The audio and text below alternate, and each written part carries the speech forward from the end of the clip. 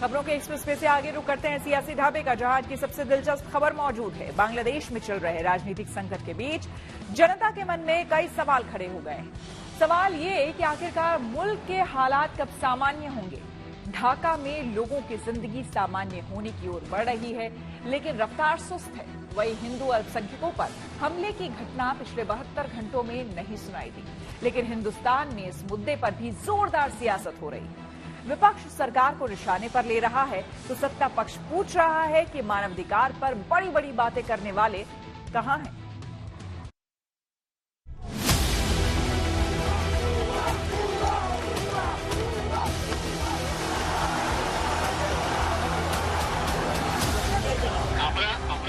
ये दो तस्वीरें भारत बांग्लादेश बॉर्डर पर बिगड़ते हालात के सबूत। भारी भीड़ सरहद के उस पार इंतजार कर रही है कि कब मौका मिले और भारत की सुरक्षित सीमा में दाखिल हो जाए। और ऐसा इसलिए हो रहा है क्योंकि बांग्लादेश में हिंदुओं पर लगातार हमले हो रहे हैं। राख में तब्दील हो चुके मेहरपुर के इस्कॉन मंदिर का हाल देखिए। ये मंदिर उपद्रवियों के उत्पात की भेंट चढ़ चुका है। इस समय जो तस्वीरें देख रहे हैं ये इस्कॉन मंदिर के अंदर की तस्वीरें हैं और यहाँ पर आप देखेंगे सब कुछ जलकर राख हो गया है। जाहिर है थोड़ा अंधेरा है क्योंकि बिजली काट दी गई है। और अभी आप जो देख रहे हैं ये देखिए, पूरी इमारत जलकर राख हो गई है। और यहाँ पर आप जो देख पा रहे हैं सब कुछ जला दिया गया है। ये हिंसा के निशान हैं, सब कुछ जलकर खाक हो चुका है। और मैं जिस कमरे में हूँ अब आप देखिए कि यहाँ पर जो है भगवान कृष्ण विराजमान होते थे और यहीं पर पूजा पाठ होती थी।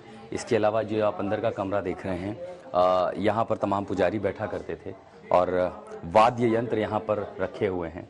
आप देखेंगे ये पूजा पाठ का सामान है, साथ ही यहाँ पर वाद्य यंत्र रखा हुआ है। और अब इस्कॉन के जो लोग हैं पूरी परंपरा के साथ नियमों के साथ पूजा पाठ करते हैं, श्रद्धा के साथ। ये हारमोनियम था, हारमोनियम भी पूरी तरह से जलकर राख हो चुका है, यहाँ कुछ भी नहीं बचा है। सबसे हैरत की बात ये है कि तमाम जो यहाँ के लोग थे, जो हिंदू परिवार मिले, वो हमें बता रहे हैं कि उन्होंने गुहार भी लगाई लोगों, लेकिन मदद करने के लिए कोई नहीं। जबकि आसपास की जो बहुल आबादी है वो मुस्लिम है, लेकिन मदद करने कोई नहीं आया। मेहरपुर का इस्कॉन मंदिर यहाँ के हिंदुओं की आस्था का बड़ा केंद्र था, लेकिन अब ये बांग्लादेश के मजहबी ताने बाने पर बड़ा सवाल बनकर खड़ा हो गया है कि आखिर बांग्लादेश के 8% हिंदू आबादी का भविष्य क्या होगा।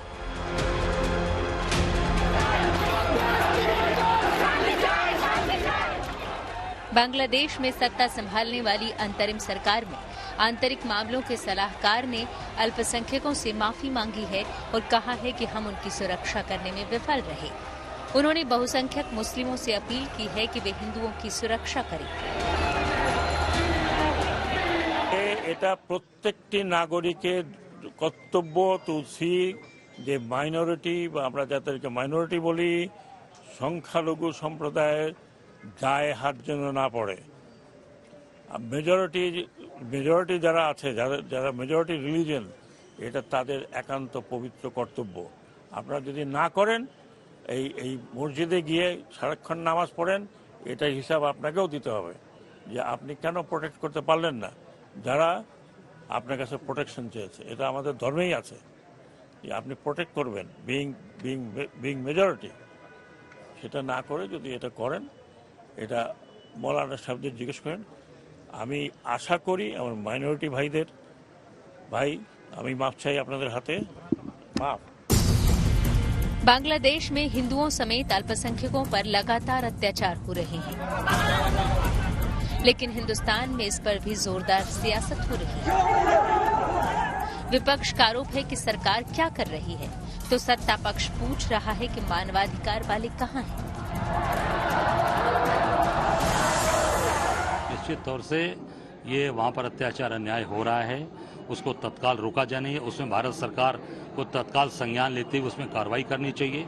और मैं इतना कहना चाहूँगा कि जो अत्याचार अन्याय वाल अल्पसंख्यक समाज हिंदुओं पर हो रहा है उस पर तुरंत मोदी जी को एक्शन लेना चाहिए, उस पर तत्काल कार्रवाई करनी चाहिए। और वहाँ पर जो अत्याचार अन्याय हो रहा है, जिस वहाँ जो उनके साथ अत्याचार अन्याय और उनकी हत्याएं हो रही हैं, उसको तत्काल रोके और उन पर प्रभावी तरीके से कार्रवाई करना चाहिए नरेंद्र मोदी जी। मुझे अफसोस है जो जरा जरा सी बात पर ह्यूमन राइट्स की बात करती हैं, जेनेवा सम्मेलन की बात करती हैं, आज यूरोपियन यूनियन भी चुप है, यूएन भी चुप है, अमेरिका भी चुप है जो ह्यूमन राइट्स का सबसे बड़ा अलंबरदार बनता है।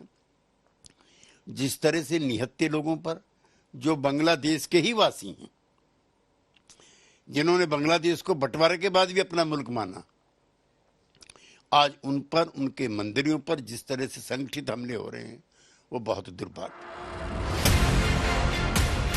कांग्रेस सांसद शशि थरूर ने हिंदुओं पर हो रहे हमलों पर चिंता जताते हुए एक्स पर लिखा, मुजीबनगर में 1971 के शहीद स्मारक परिसर में स्थित मूर्तियों को भारत विरोधी उपद्रवियों द्वारा नष्ट किए जाने की ऐसी तस्वीरें देखना दुखद है। ये घटना कई स्थानों पर भारतीय सांस्कृतिक केंद्र, मंदिरों और हिंदू घरों पर हुए अपमानजनक हमलों के बाद हुई है। जबकि ऐसी खबरें भी आई हैं कि मुस्लिम नागरिक अन्य अल्पसंख्यकों के घरों और पूजा स्थलों की रक्षा कर रहे हैं।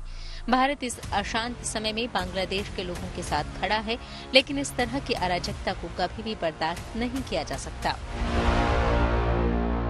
तो बीजेपी सांसद निशिकांत दुबे ने एक बार फिर से झारखंड में बांग्लादेशी घुसपैठियों के मुद्दे को उठा दिया। मैं 2009 से लगातार इस बांग्लादेशी घुसपैठिए के मुद्दे को उठाता था। कभी मेरा पुतला दहन नहीं होता था, कभी देश में इतना बड़ा हंगामा नहीं होता था।